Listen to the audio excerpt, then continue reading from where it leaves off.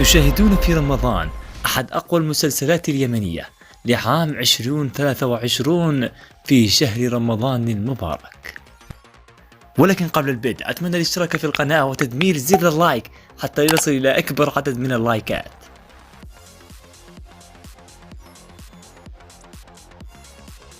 في الفيديو السابق تكلمنا عن مسلسل الفنان صلاح الوافي وشرحنا فيه جميع تفاصيل هذا المسلسل. الفنان فهد القرني بعد غياب طويل لم يلتقي به الفنان صلاح الوافي، وأيضا الفنان سمير قحطان، والفنانة شيماء محمد، وأيضا الفنان حسن الجماعي.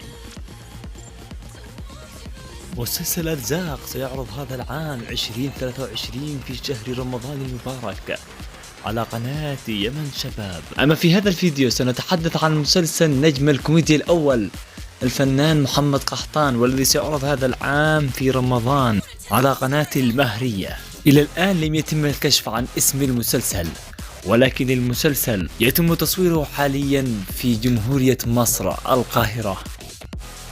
هذا كما نشر الفنان كمال طماح قائلا: برفقة أولادي إلى جمهورية مصر العربية لعمل درامي رمضاني من إنتاج شركة النبيل، والذي سيعرض على قناة المهرية.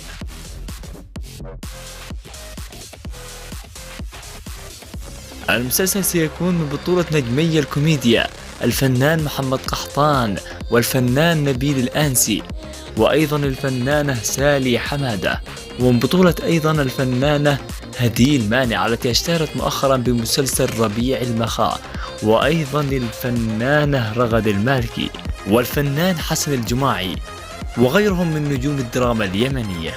المسلسل من إخراج المخرج المصري مخرج مسلسل عيال المرحوم المخرج معتز حسام، من إنتاج شركة النبيل لصاحبها خالد المرولة.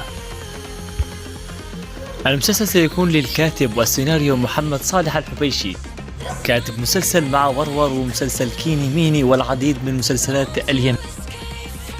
انتظرونا في الفيديو القادم، والذي سوف نكشف لكم تفاصيل أكثر عن هذا المسلسل، أحد أقوى المسلسلات لهذا العام، والذي سوف يعرض في رمضان 2023 على قناة المهرية.